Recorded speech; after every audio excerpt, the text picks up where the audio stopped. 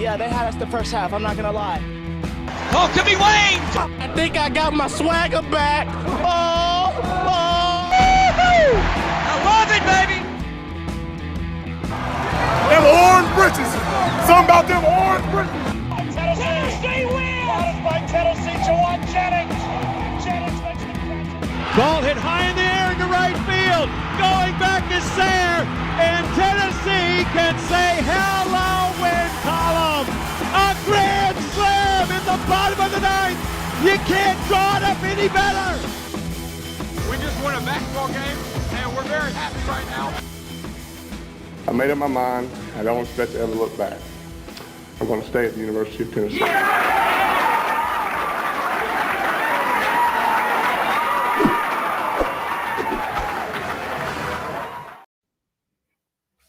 Reddit to do, and welcome into More Important Issues. It is Sunday, January 30th. It's been an exciting playoff football day, upsetting weekend. Can't wait to talk about that. Very excited. Yeah. I'm just hurt, Landon. I'm just hurt. Yeah, I kind of upset. have a theory. We'll get into it. Let's go through the rest of the outline, and then I want to run this theory by you. Wait, theory like not theory conspiracy like theory, but a theory of why it hurts so much. Oh, okay. So like you're gonna be like a psychologist to us, a philosopher. You're gonna Could be, philosophize. yeah, about our- maybe, something like that, possibly. Okay. I'm down. All right. I'm ready to listen. Of course, we are going to talk about Tennessee's loss last night in Austin. Very upsetting, especially upsetting when you try to like tout the real UT stuff, and then that happens. I don't like looking like an idiot. I don't like it. It's not fun. Good news: Tennessee was still founded before the University of Tennessee is still founded before Texas was a state, so that's okay. We still win in that regard. And we covered. Good point. Did you bet on it? Hell no. Yeah. All right, good. I thought about it. We'll also preview Tennessee's this week A&M matchup. Talk some Tennessee football. Signing day, not as big of a deal in 2022 as just like 5 years ago. Was it right when they started doing early signing period? 3 years ago, 4 years ago. It's gotten more. It's like early signing period is basically just like the stragglers. I selfishly want them to get rid of the early signing period so that we can have that like college football day in February. Okay, yeah, I get what you're saying. Like extend it out a little bit. Because during December, obviously signing day is a big deal, but we don't need another big deal in December. We have conference. Right, you're extending college football out another month. Yes. Okay. Exactly. Yeah, you got it. So selfishly, I would like to go back. I think we've heard talks of that. I don't think they ever do that, honestly. Right. Well, we'll see. I hope, but we will talk about that February signing day, February 2nd, Wednesday, National Signing Day. We will wrap up the 2022 class this week. Because you can still take transfers, so I guess you're not entirely wrapping it up. There could be people added to this group, correct? Yeah, these are people that, yes, you're right. Like they will be here. They're not early enrollees. They will be here. I guess you technically, because you have some people that sign, but they don't make the announcement until later. But yeah, these people will be for sure. Will be on campus in the summer. Well, yeah, my question is, though, because I was like, this doesn't even wrap up signing day technically, because you could still sign. Yeah, you can sign transfers until like what? July? Yeah, August, maybe. Camp. August. So camp. Yeah, whatever. So we won't completely wrap it up, I guess, hopefully. We'll also talk NFL playoffs. I'm not sure what the score of that game is. I tried to get it on my TV in here. And it's 10-7 at halftime. I wasn't set up and ready, so didn't get that going, unfortunately. Not prepared. You moved. Not prepared. Yeah, sorry for the mess behind me. Still getting settled in. All happening yesterday and today, really. So still getting settled in here. But hopefully by Thursday, it is no longer a mess. We'll not. I wouldn't count on it, but we'll put a goal in there of that. Yeah. You'll be moved in. There'll still be a mess, but you'll be moved in.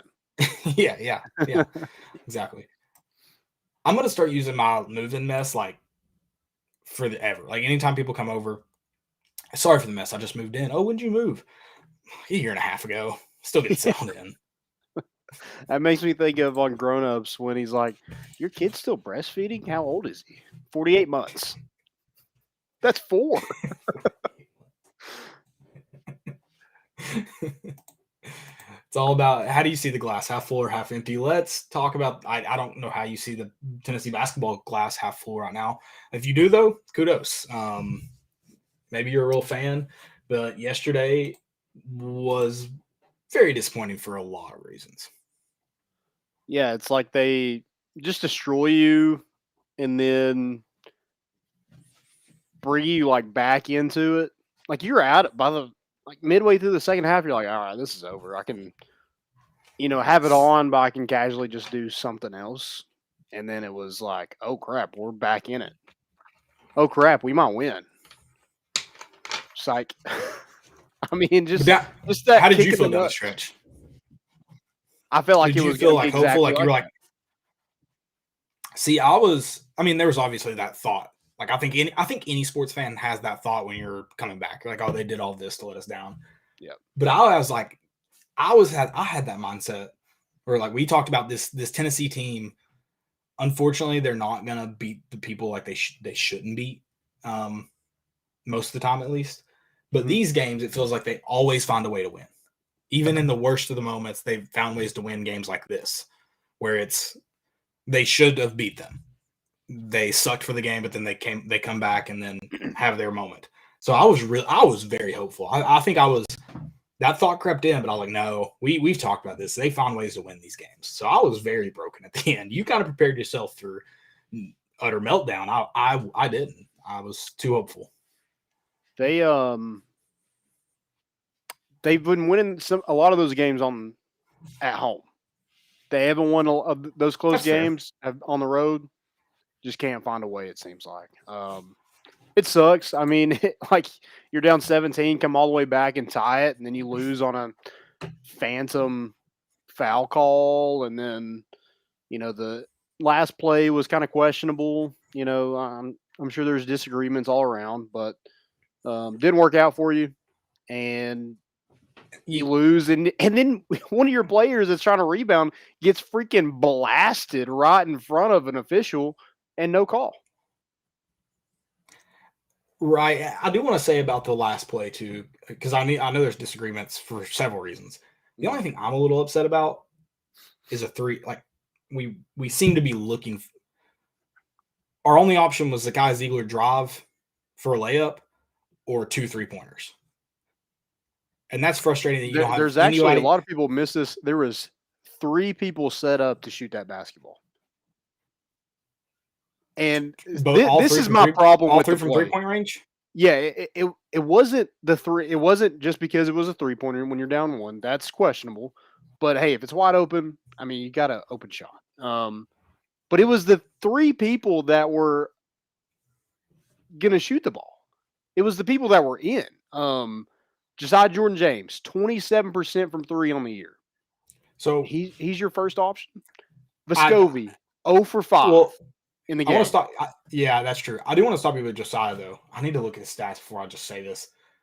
But it did. I mean, he was the guy that got you back in it. He was making shots. I mean, I know 3 for 7 doesn't sound good, but that's 3 3-pointers in a game. Yeah.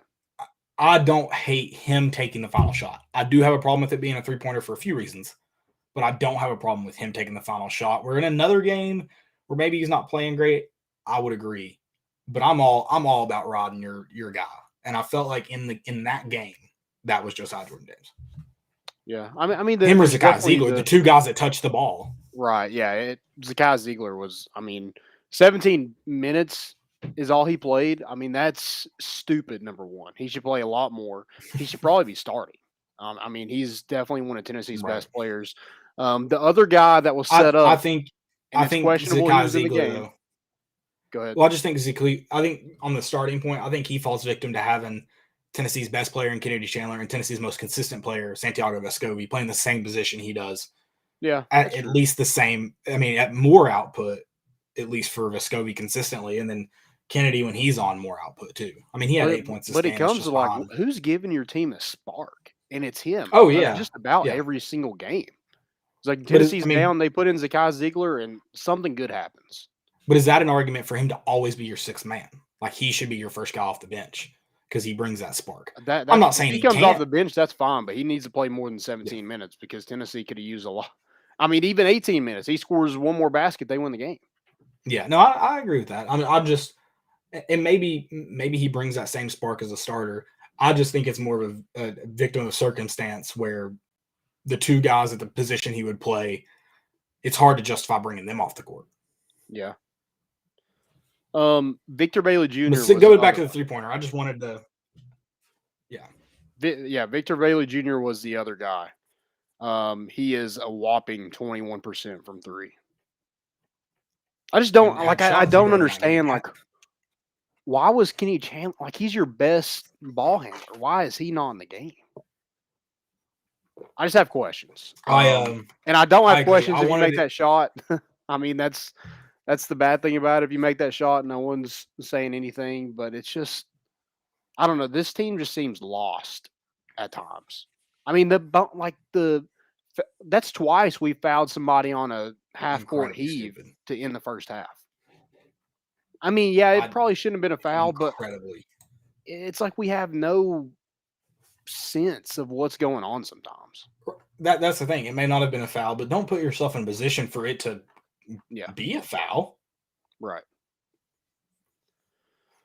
Yeah, I mean, it's just this team is frustrating to watch. And here's my conspiracy. And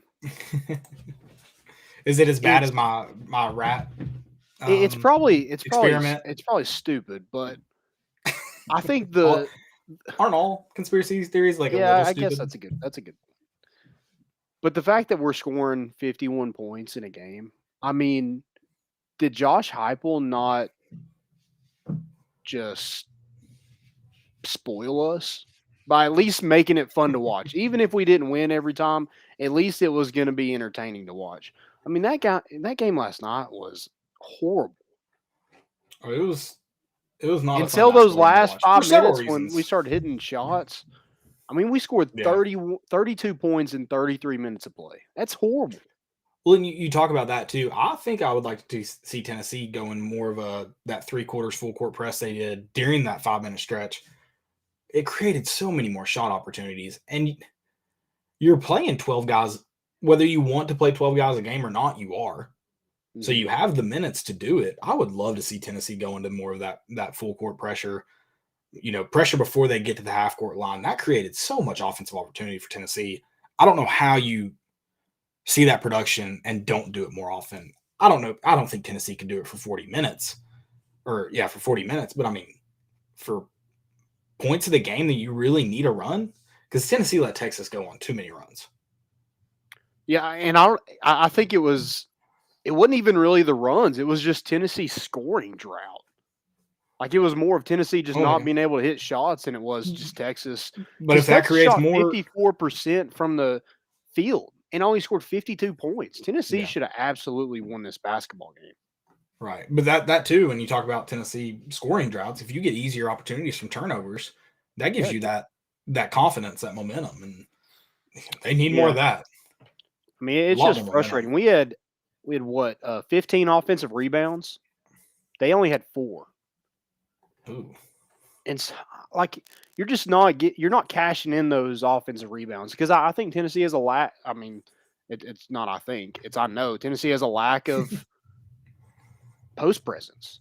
They have no one that can clean up the glass. They have, they might get some tip outs and stuff every now and then, but they're so bad in the half court offense that it doesn't turn into points.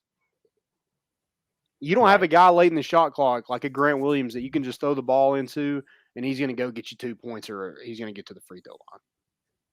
No, you definitely don't have that. And any team like Tennessee could truly benefit from that.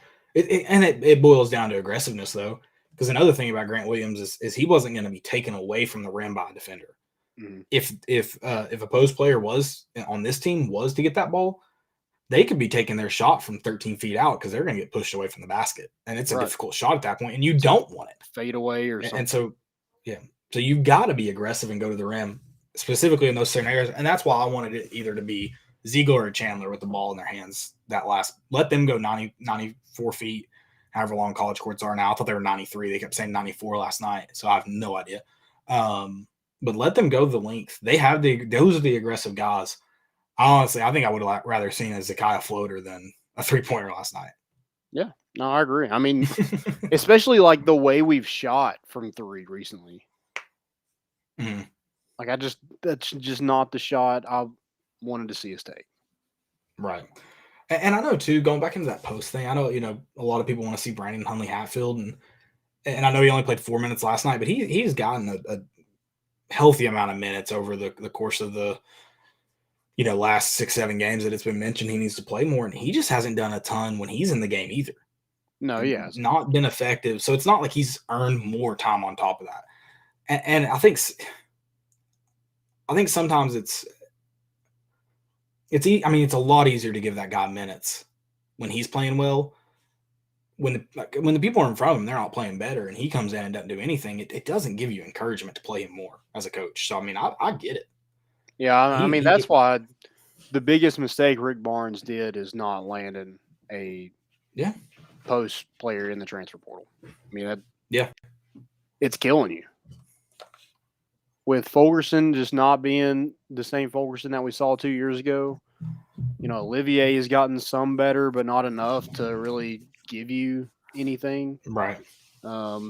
Urosh can come in and be an enforcer at times, but he's not dominant either. I mean, he's 7 foot and is not even close to leading the team in rebounds. How many did he have last night? He had 3 rebounds in 12 minutes, so that wasn't bad, but yeah, just not a physical presence you would think when you have a 7-footer. He's not consistently aggressive enough. Yep. It's amazing. He looks like a completely different ball player when he's confident, going to the hoop, but he's not that even 50% of the time. Yeah. I think Tennessee needs to go faster. Yeah, I don't know why. I just think that would help. I just think it lets your athletes be athletes a little bit. I mean, you don't have anybody that can just make the crazy shots besides Vescovi, and he didn't have it last night. So when he didn't have it, it looked like no one else could really, like, they didn't want the ball. I don't know. Right. It was just one of those games where I was just like, I'm annoyed by every little thing we do. Well, I really would like to see Tennessee push the tempo more, especially when you don't have any presence inside. Mm-hmm. Go to that 4-guard look, with Josiah as your stretch 4, and push the tempo. That kind of goes into when you want to do the same thing I was mentioning with pressing more. If you get more turnovers, it allows you to go fast, but you also have to have the lineup. You can't go fast with Kumwa and Plavsic in at the same time, or Fulgerson and Plavsic in at the same time. No. So you do have to find those minutes. And if Urosh is playing good basketball, you're not asking for tempo to create positive plays all the time when he's playing good basketball. So if he's playing good, you get to play a guy like him more. But when he's not, you've got to find something that works. I mean, surely there's so much talent on this roster. And I know it's not top. I mean, we talked about the transfer portal. You didn't get a big man. I know it's not just insane, Final Four like talent, but there's too much talent on this team to lose a game scoring 51 points. A game you like, it's just so frustrating. You caused 18 turnovers. Yeah. And only had 11 yourself, and just didn't. I mean, I don't know, just didn't turn those into points. They're not able to get out and transition as much as they should. Right. It's like we see, it's like, okay, it's 3-on-3. Let's back it out and play 5-on-5. No, let's play 3-on-3. Go to the rim. I mean, that Kenny Chandler and Zakiah Ziegler, that should be where they're like thriving. Hey, I'm taking my guy one-on-one because there's no one in the paint to alter my shot. Yeah. Whew. I may be out for a minute. Good. Got something in my contact. Oh gosh. Ugh. Also the free throws, 8 for 16. Difference in the game. Yeah. And well, they missed some key ones Yeah, they were down the stretch. Holy crap. They were worse than we were, but they did shoot 54%. I mean, how in the world do you shoot 20% better than somebody and Yeah, it's win absurd. by 1? Truly absurd. Truly. I mean, it just made no sense why the score was as low as it was when you look at just the box score. Yeah, that's true. There's a lot of points that, there were a lot of points left out there though too. I mean, we missed so many layups. So close. Like Olivier misses so many close to the basket shots. God, and I'm never going to get over that foul call. Oh my God. I mean, he got annihilated. Yeah. I mean, good God. Even if you didn't see the initial, like, contact, you see him, like, fall out on the floor like he just got shot. How do you not just, like, oh, something had to happen? I don't know. It just sucks. Yeah, the real UT stuff, and then, you know, the Rick Barnes coming back, and Tennessee lost to Texas in the College World Series. You'd like to just get some payback, get some material to just use against that fan base, and just can't.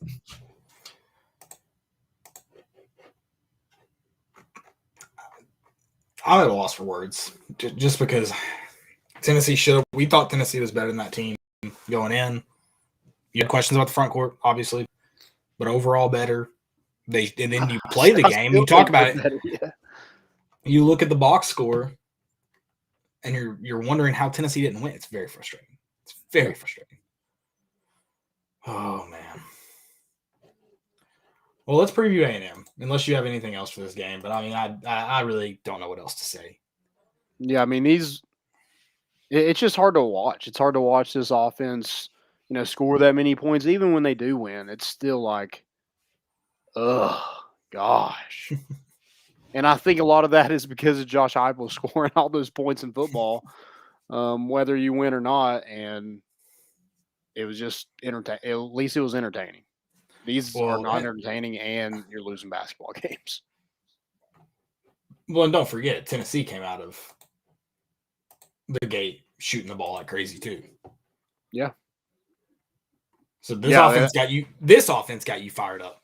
Yeah, well, you set a record for 3-pointers in your home arena, and then just have crapped the bed since. I mean, I don't remember, besides the Arizona game, I don't remember a game that I'm just like, man, Tennessee just played good basketball today.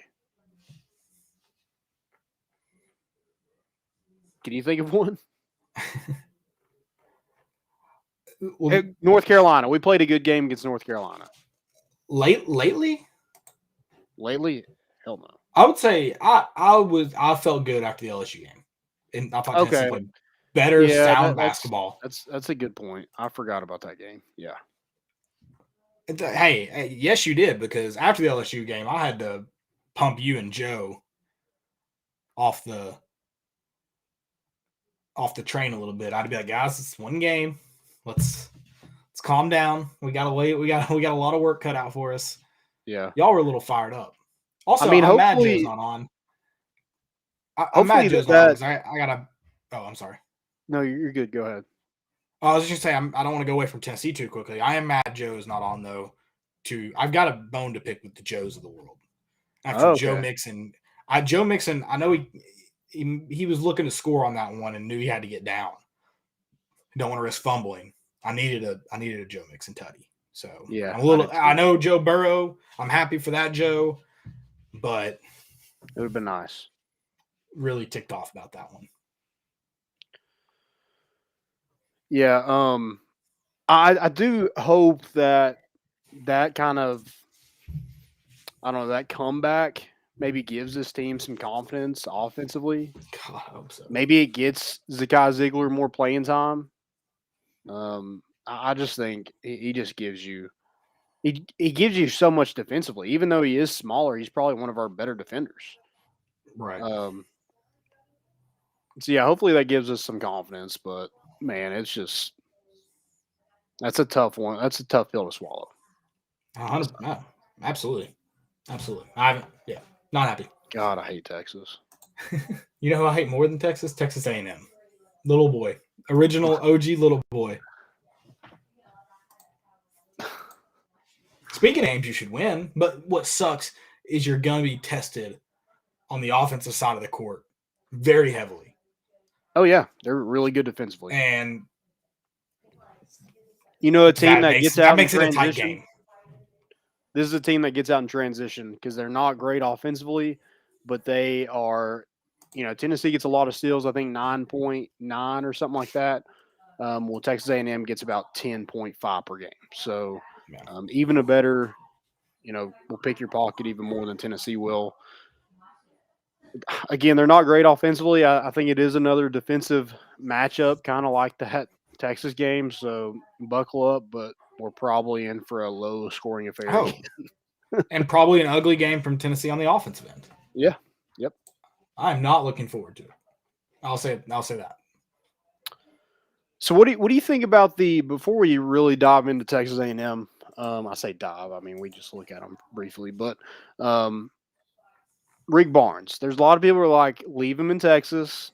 I get it. That's probably just, you know, after the game. I say stuff like that too. But it's a team that, like, doesn't look like they're going to make any noise in the tournament. And I don't think I don't think he should be fired.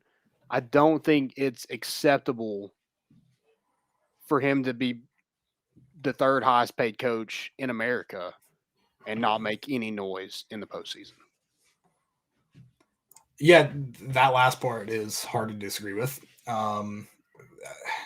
It is one of those things and kind of along the lines of what you said, make noise in the tournament. So I think with a coach like Rick Barnes, the success Tennessee's had, there's still a lot of season left ahead. I'm very frustrated, but I don't think it's time to evaluate if he's your coach or not right now. There's so much basketball left. Could that change in 2 weeks? I mean, that's close to the end of the season, 3 weeks. Of course, there's a lot of basketball left ahead, but I don't think this was the game. To your first kind of point of that, I don't think this is a game that broke Rick Barnes' back or anything. I don't think that's the case. No. Yeah, if things continue down this, I'm with you. Like, why are we paying him this much? You got to see results. And if pay cuts in order to keep the consistency, maybe, but it doesn't usually work that way. It's usually a swift sack. So yeah, and it's Buzz Williams like 8th, which when you look at that, you're like, okay, we're paying ours. We're a better program than Texas A&M. He has only been there 3 years? Yeah, and his record is not great. It's not. He was better at Virginia Tech, I think. Yeah, so maybe that was just to get him to Texas A&M and change that program. But, the SEC's got the money, so maybe that has a lot to do with the – you can kind of offer the higher end of everything, it seems. So like Calipari's making over $8 million. So see, he's a lifetime deal guy, isn't he? Yeah, I think so. Yeah, good for him. And then Duke, I think Coach K is like next. He makes 7 something. Then there's old Ricky B right behind him, scoring 51 points. Yeah, and very. Was it a lot of people calling? I didn't see it on Twitter if it was. Was it a lot of people calling for the? It was definitely right after opinion? The game, just mad reaction. Right, but even then, was it a popular? Like, was it people dropping it? Like, really, or was it just a few here and there? There is a lot of, and I didn't tweet it, but I necessarily don't disagree. They're like, that's the third highest paid coach in America. There was a lot of that I saw, the $5 million. Yeah. It's hard to argue. I won't do it today. I'll tell you that. I will not argue with it today. Yeah. For sure. Yeah. We can maybe have that argument later, but after that loss, I'm not prepared. So yeah, it ain't happening. Let's like you said, briefly look at A&M. You mentioned their defense, and that this is in Thompson Boyne Arena at 7 p.m. Maybe the home crowd helps that close game, because I think it's going to be another close game unless somehow the offense flips the switch and Tennessee's making shots. I mean, you can't have your most consistent player and Vescovy he can't score 3 points and you win a lot of basketball games the way this team's playing. So you mean that right there, that guy, at least you need to be better shooting the basketball. Yeah, for sure. Get him going early. Get him some confidence back. You definitely don't want to see him get himself into a slump of some sort. Hopefully that was just a one-hit wonder. Maybe it was just all the orange just kind of threw him off a little bit. I don't know. But, hopefully he's able to get – because, I mean, the Texas game, it doesn't matter when it comes to, like, the SEC and everything like that. It's out of conference. But, man, it just seemed like that was such a good game to maybe get, turn the tide a little bit. Yeah. Maybe show that you can against, they're probably going to be a tournament team. So against a tournament team, you go out and show out. And, I know you had some motivation behind it with Rick Barnes going back. I just want to see that team win. I think it was a good game to do that. And unfortunately, just not enough. Right. Very unfortunate. Anything you really want to hit on for A&M? And then what is one – I mean, let's take shoot the ball better out of it, because that's just kind of Tennessee. We are what we are. They need to do better. Is there anything else Tennessee can really do against this A&M team to make sure this is a win? I mean, shooting the ball better is an obvious one, so I want to miss that one. Anything that you can key on against this A&M team?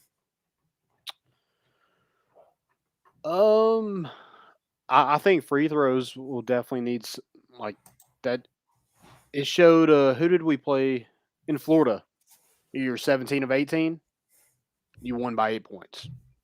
You lose by 1 against Texas, you're 8 of 16. I mean, I think that's a huge – Tennessee's just got to be better. Whether it's a big – if you're a big man and you're getting to the free throw line, you got to make free throws. I don't care how big you are. Like 2 for 6 from the free throw line is horrible. Sorry, Urosh, but you were 2 for 6 last night.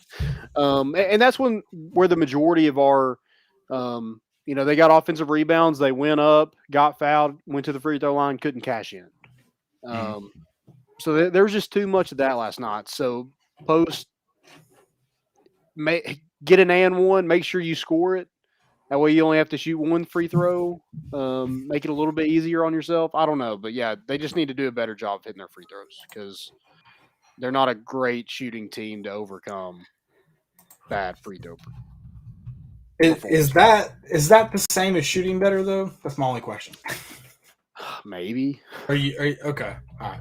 Maybe. I mean, here's the thing. Mine relies on shooting better, so I'll let you have that, because I mean they rebounded well against Texas, but against this A&M team, they don't necessarily rebound very well. I think it's something you're gonna have to do a really good job of, and then obviously on those offensive rebounds, it doesn't matter if you get them if you don't score. So, but I think that's one thing Tennessee's got to do really well against this A&M team is get second chance points on the offensive end, and put them out of business on the defensive end. Yeah, I like that, and I'll go one more.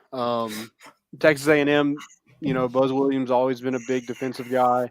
He wants to play man. He wants to get in your face.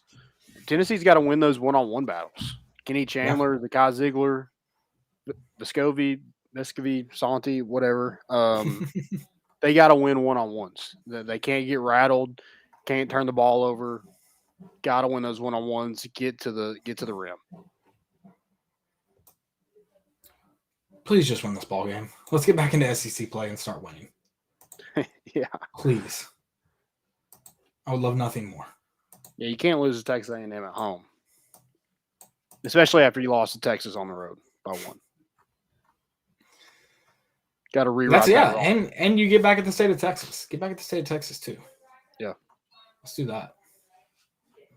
Okay, well, A&M has lost 4 in a row, so they're definitely going to be hungry for a win. Got beat by South Carolina last night, 74-63. But they've competed with pretty much everybody. They lost LSU by 6, lost to Arkansas in overtime by 3, got beat by Kentucky by 6. So competed with pretty much everybody. They beat Missouri by 3. So I don't think it's a terrible team. I think it's one of those kind of middle of the road SEC teams. Now this is another game where you can kind of separate yourself a little bit from that middle of the pack. Yeah, I really want to see. We talked about where Tennessee should finish and where they should want to finish. I'd really like to see them these next couple of SEC games before you play the rematch with Kentucky, the Auburn game. Get out in front of that as much as you can of that middle pack. Yeah, would really like to see that. Cruton. Right now, my computer's playing a bunch of sounds. I don't know where they're coming from. This is insane. I'm very confused. They're just playing random sounds. I mean, it's like videos or music coming from I don't know where. Also, so we were talking about the other day. We were talking about love songs. We were. Did you mention your favorite love song in that? I didn't mention mine because I didn't think it would be funny. I did mention. I did quote not Billy Madison. Happy Gilmore. The friends can listen to "Endless Love in the Dark." Okay. Yeah, that's a good one. Is that your favorite? No, I would have to go. My favorite is probably "Islands in the Stream," but it's also technically not a love song. It's a song to a friend. So it's no. So I kind of don't you dare say anything bad about Dolly Parton. I will shut this podcast down. Oh no. Okay, all right. Easy now. Just making Whoa, sure. Nelly. I just need to let that be known right now. No, my wife would kill me too if I did. So, I feel like 90%, probably 98% of songs are love songs, or could be considered a love song. That seems really strong to me. What other? Can you just name a random song that's not about, that has love nowhere in it? Off the top of my head, can I just scroll through? I mean, let me just pull up some music on Spotify, and I mean, you just said 90% though, or 98%, whatever it was. Maybe I'll go 95. No, see that? Like, if you were like, I'll say 50, 60, fair, maybe fair. No. It's like 90. Take Me Home, Country Roads. It's love about your country roads. No. It's no love song. You meant relationship. You can't take that back. Okay, that's okay. That's a good one. I don't know what Feels Like Summer's about, and I'm trying to think of the lyrics by Weezer. Feels Like Summer definitely sounds like a love song. Beverly Hills by Weezer. Cold. I don't know what that's about. See, the other 10% are about places. That's an absurd amount that it just can't be right. That's my point. I was like, I can just name a few right here that aren't. I can name all my show tunes here if we need to.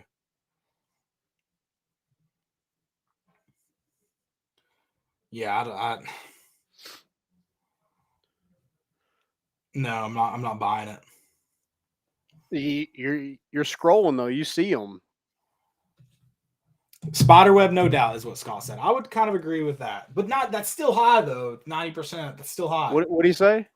Spiderweb. I think I'm assuming what he means by that is like all these songs have like so many different like they could have so many meanings and like context of things. Exactly. They could all be considered as love songs. But 90% is still insanely high. That's all my point is. I agree with what you're saying without the number. The number I think is wrong. But then I think there's like off those love songs, and there's like subcategories. It's like sex or like You my bonk. girlfriend cheated on me or like stuff like that.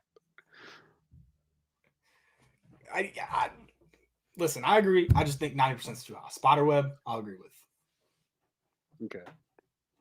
It's all tangled up. Where were we at? 2022 recruiting class, signing day, commitments. Jason Jenkins. To the Jason hill. Jenkins. Going back to Trenton, New Jersey, baby. Love to see it. Came on his official visit this weekend. A 3-star defensive lineman out of Notre Dame High School in New Jersey. 6'6", 260 pounds. The number 25 player per 247 Sports in the state of New Jersey. Big Rodney Garner guy. Fast. I think he will be a project. I doubt you'll see him next year, Right. in a big role for Tennessee. I think it's somebody that, they see a ton of potential in and can play multiple positions along that defensive front and like his versatility. I mean, didn't really have a ton of momentum with recruits. I think Ahmad Moten is a guy that they would still like to have in this class too, but being from Miami and, he goes to Miami this weekend for the last official visit. So it would just be hard for me to see Moten in this class. But you land Jason Jenkins.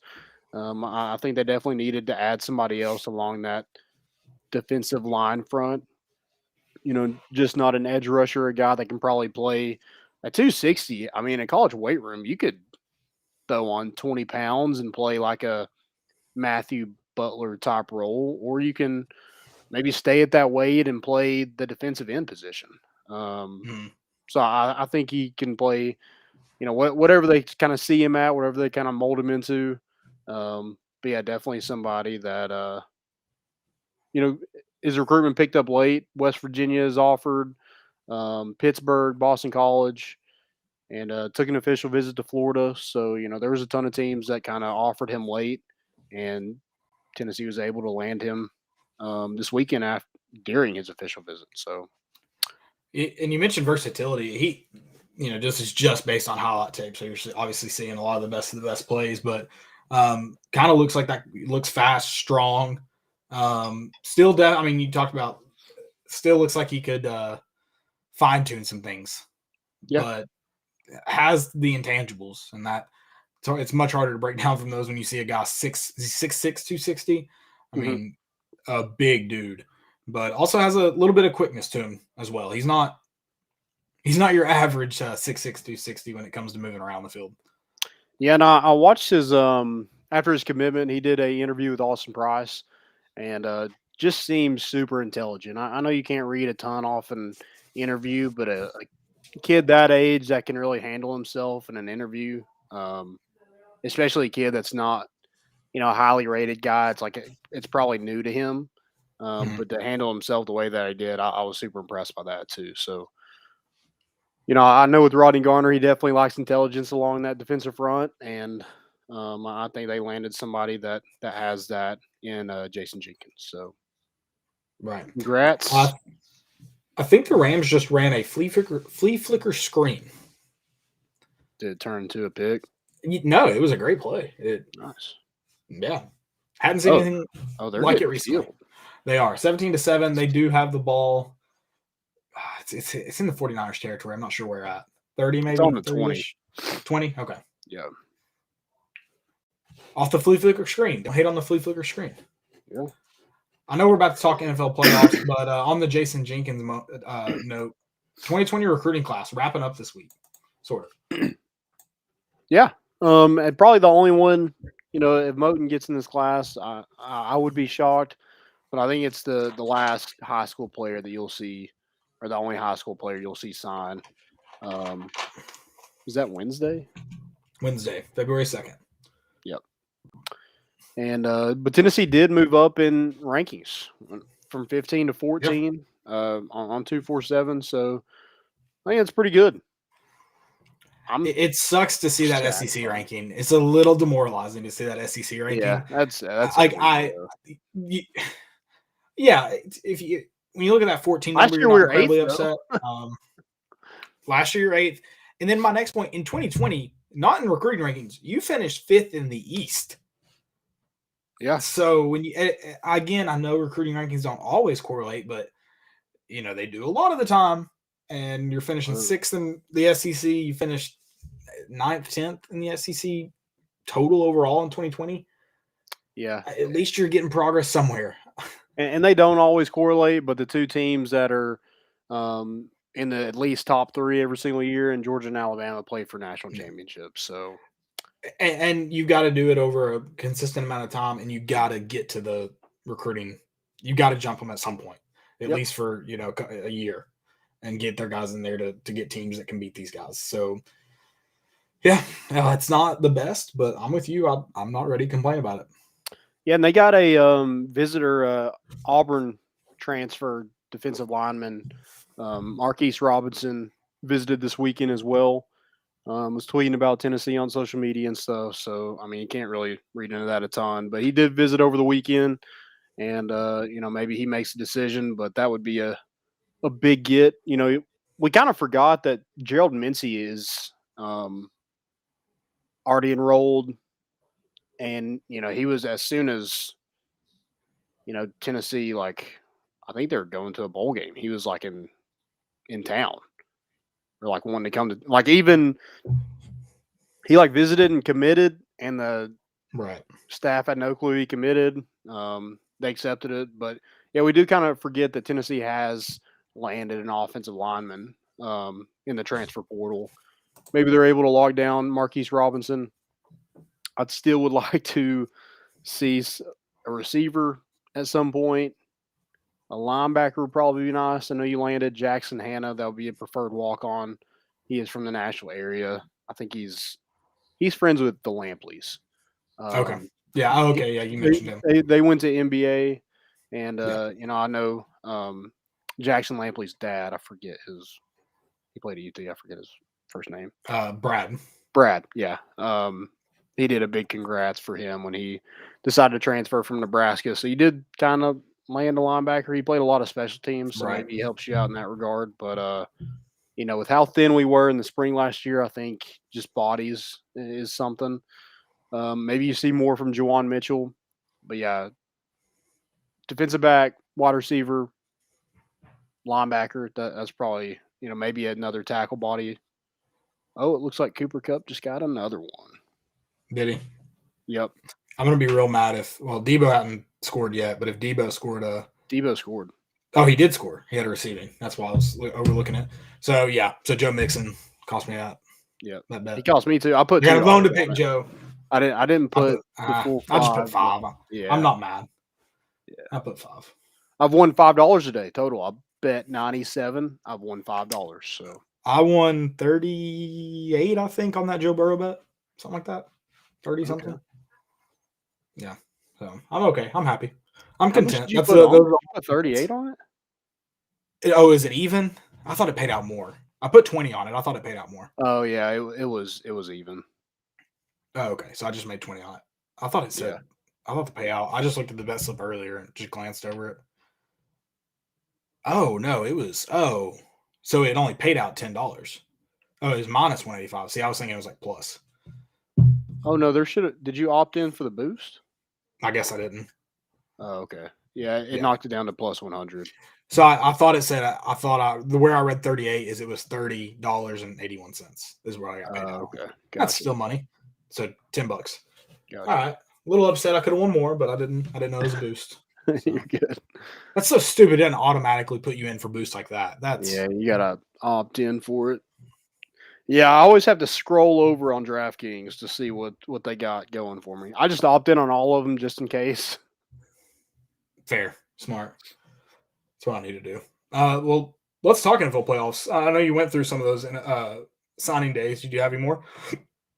No, I don't. I think all around it's a pretty good class. Yeah, definitely want to hit the transfer portal pretty hard. I think basketball needs to do the same too. So yes. Let's look at the NFL playoffs. Today, earlier, you had the AFC Championship game. I mean, how was the entire country, besides Kansas City, had to be rooting for the Bengals? How do you not root for a team that has a guy like Joe Burrow leading it into that game? I guess just whether you care about the Bengals or not, I feel like you're just rooting for that story. Yeah, 100%. Because it hadn't been overplayed yet. What's it? The playoffs made no sense. Like the better teams aren't winning. Like you can't sit here and tell me the Bengals are a better team than the Chiefs. No, they beat them. They beat them twice. Right. But I think that Chiefs team is just. I think their roster is better. I think right now, I mean, it didn't really show up in this game, but Mahomes, I think, is better than Joe Burrow. Yeah, and I think too. I mean, I think it comes down to a lot of the Bengals' defense is better than the Bills' defense, who the Chiefs played last week, and everyone said it would be it was the Super Bowl. And I'm not necessarily disagreeing with that. The Bills and Chiefs are two of the best teams. Yeah, but the Bengals with an offense that can score, and then a really good defense. I mean, that's a good matchup for them, especially when you consider the Chiefs' defense not being great. You know you're going to have opportunities to score. Who scored for? Oh, George Kittle scored. I was like, who scored that other touchdown? But yeah, man, it was just a really good game. I was hoping it wasn't going to turn out like the Bills, where the Chiefs get the ball and just run down and score and it's over. Yeah. So I'm glad they got a chance. And McPherson, good God, they were talking about today. It's like he's not had to go through any like hard times, so he just goes out there and does what he knows. Yeah, absolutely. What was funny is in that game, I was driving between regulation and overtime, so I thought the Bengals got the ball first and they were just driving. Mm-hmm. And so that's why I was like, why are they settling for a field goal? And they're talking about setting up for a field goal on the broadcast, and I'm like, no, you don't set up for a field goal here. Yeah. And then I because they didn't show the highlights of the pick at all in the part of the drive I watched. Like nothing was even mentioned about it, intercepting Patrick Mahomes. So yeah, I was a little frustrated at first. Then obviously it made sense. And then I'm it was a tip ball too, like trying to score. Yeah, it was a great play. I mean, Tyreek Hill could have maybe made the catch, but yeah, just tipped away and it happened to go right to Von Bell, who I think he's from Tennessee. Well, I think he's a weird one. I think he's from the Chattanooga area. I think he's from actually North Georgia. I think he's actually from North Georgia, but did he go to like Baylor or something? Okay. I think. Yeah, it hadn't like listed from Chattanooga, Tennessee, but I think there was like. He's from Rossville, Georgia. It says. Yeah, a lot of people were talking about when I guess it was Dooley that would have missed out on him. Talked about how they missed out on a Tennessee guy, but I don't think he really was. It also says his brother's an assistant coach at Chattanooga State Community College. I'm assuming basketball coach. So they don't have a football.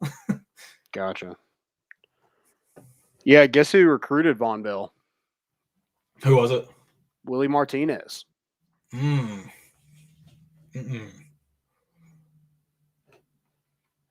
it crazy that Willie Martinez is better at landing recruits than Derek Ansley and Jeremy Pruitt put together? DB recruits. I'm not dwelling on the past. All right, who's winning this game? Who's winning the we haven't talked about the 49ers Rams game because it is still happening. If you're listening to this tomorrow, it is 17-14. 49ers are on the Rams 45-yard line right now. I don't understand how the 49ers are good. I think they're just so like Deebo Samuel's a lot of it. Is he back in the game? He didn't run the last. He got destroyed. I'm not sure if he's still playing. He wasn't in on the last. Like that's a lot of their offense. Right. Well, I think the 49ers are just well rounded. I think they're a complete. Yeah, their defense isn't going to let you down. Their offense isn't necessarily going to let you down. I think they just balance each other out really well. That's why I feel like if the Rams play really good, they win this game. But obviously, it's getting closer and closer to time to not being the case. And this is another game where I think the Rams are a better football team Yeah. than the 49ers. See, I think they're better, but I would be surprised in the first game today. I would have expected the Chiefs to go out into a lead like they did and hang on. I would have, if you tell me the 49ers played better for, 50, 55 minutes of the game, like I wouldn't be completely shocked that the Rams do win it. Just because, again, I think they're well-rounded. I think they're going to play good for 60 minutes all around. And the 49ers are probably going to end up punting. So the Rams will have every bit of a chance. How did the Bengals hold Kansas City to 3 points in the second half? I mean, just an incredible second half. Offensively and, like you just said, defensively, too. Yeah. Incredible Houday. Houday. All right. I saw something today. It was like, we got any questions? Are we ready to get to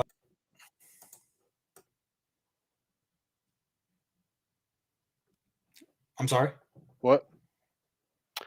I saw something today where Joe Burrow. Yeah, Jamar Chase and Joe Burrow have never lost a playoff game in college or the pros.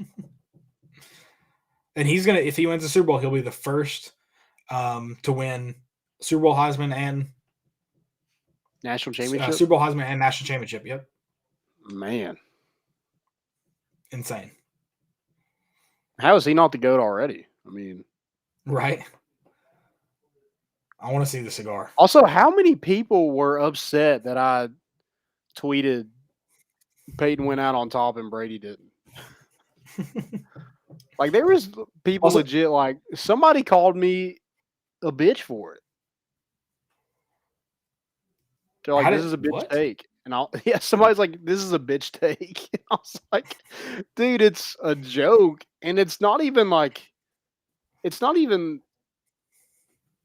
a take. It's kind of factual. Like I said to Brody, like, is there more than a top of winning a Super Bowl? No. And he did win a Super Bowl. Which that's my fail of the week is Schefter.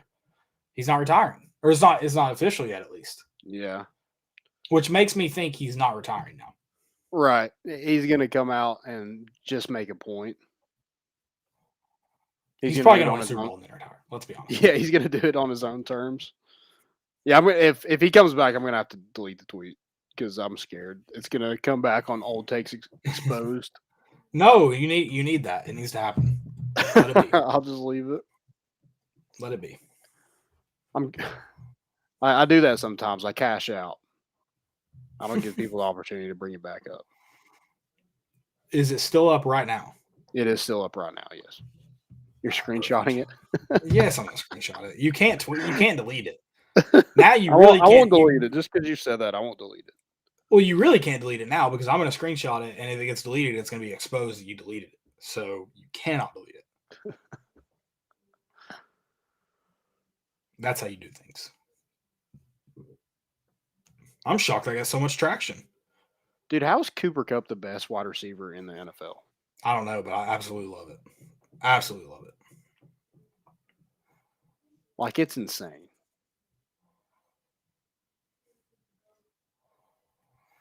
Do you have any most importance? I'm looking for mine. I think so. God, I had it queued up. I was so ready for us to win when Josiah Jordan James had that horns down. Oh my God. It would have been legendary. Now I got to delete that because who cares?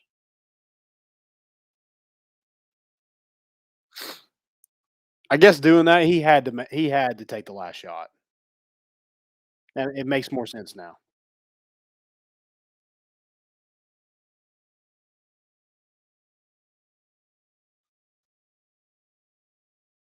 Boom.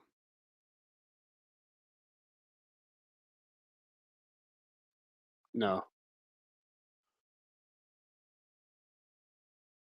He didn't make a catch.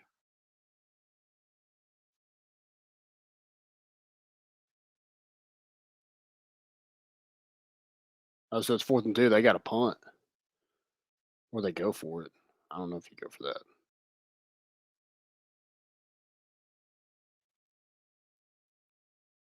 Okay. I did make some money. I put Patty Mahomes and Joe Burrow to each throw for 250, and Joe Burrow did that in overtime. He got 250 in overtime. So I did have a same game parlay that would have paid out like 120 if the Chiefs had to cover, which they wouldn't have. It was 6.5, so they wouldn't have covered in overtime anyway. Um, and I need Joe Burrow to throw for 260, and I think he might have got close to that. I think it was just like under what he got. My no, not really. No. Last night I won $1.68. The night before I won 69 cents total. So just rolling in it.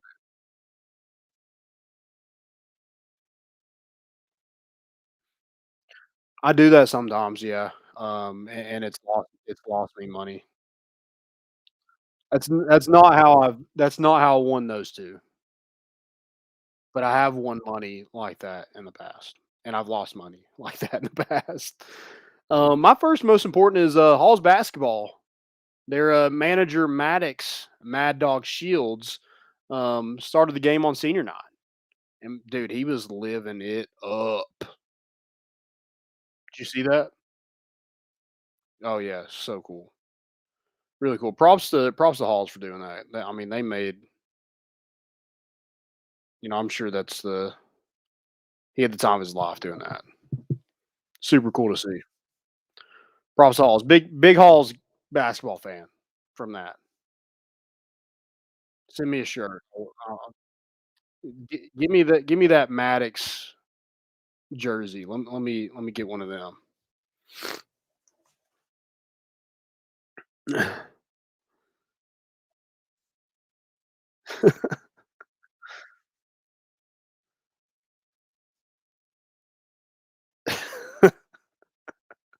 That's why I said it, just to get you going. Also, Tennessee needed a big running back. Justin Williams already up to 215.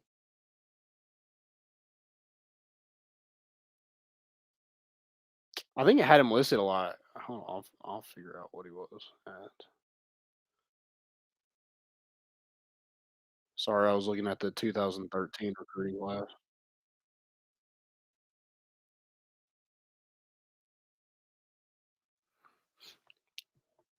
He was listed at 205, so he's already up to 215. We needed that bigger back. I'm telling you, I don't know what it is, but I have a really good feeling about Justin Williams.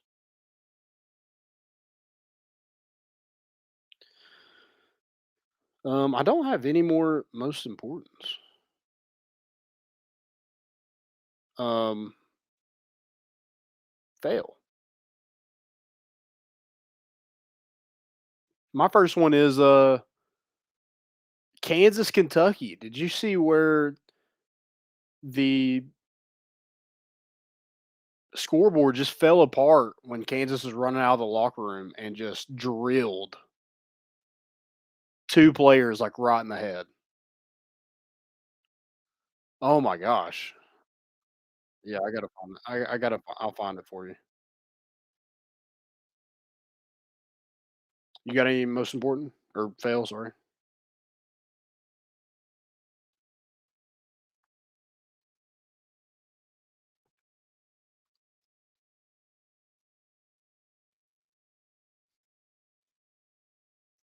I'm gonna send this to you. I want you to watch it as we are sitting here.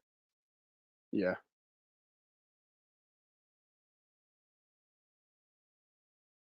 Oh, apparently Justin Williams is on the locker room tonight.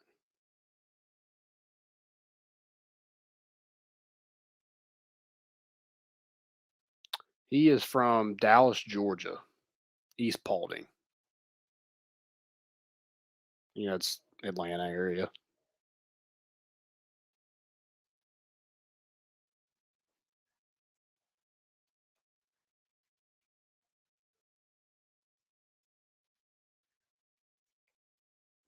Dang.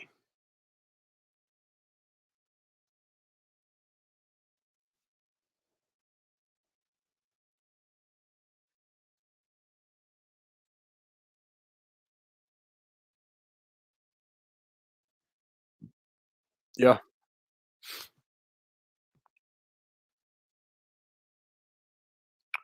Also, Jackson Mahomes and what's his wife's name? Brittany. Ugh.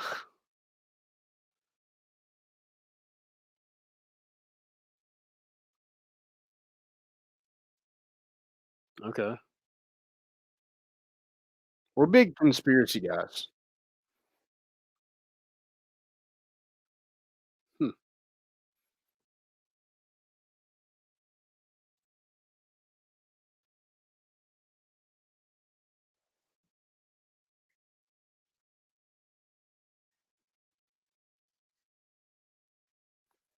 Heck yeah. I hope they score a touchdown. I took the Rams to cover 3.5. So if they score a touchdown, they'll be up 4.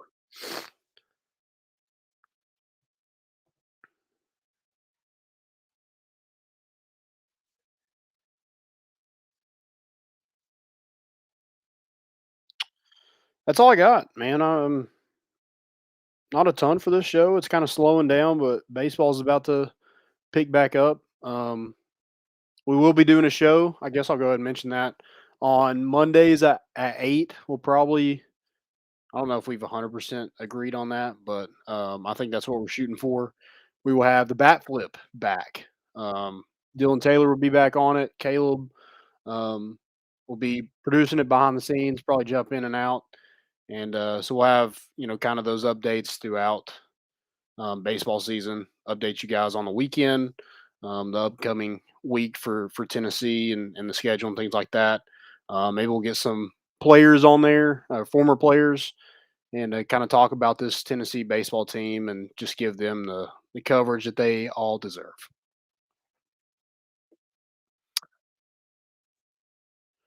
I think it was supposed to start next, not this Monday, but next Monday. Um, but there might be a conflict there because Dylan might be at the Super Bowl. So yeah, maybe after that, it might just be me and you. Dylan might not be able to make it, but um, yeah, we'll try to do kind of a preview real quick of everything, and then the next week is when we'll get to break down games and stuff. So actually, yeah, actually, it won't be. Yeah, no wonder why they lost. 2 of them got decapitated before the game. While the Rams kicked a field goal. Yeah, that's rough.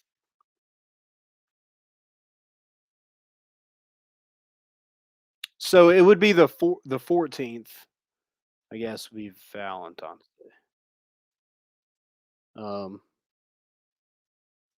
yeah, we'll see. Yeah. All right. Thank you guys. Have a good night. We're bringing the boat in, and we out.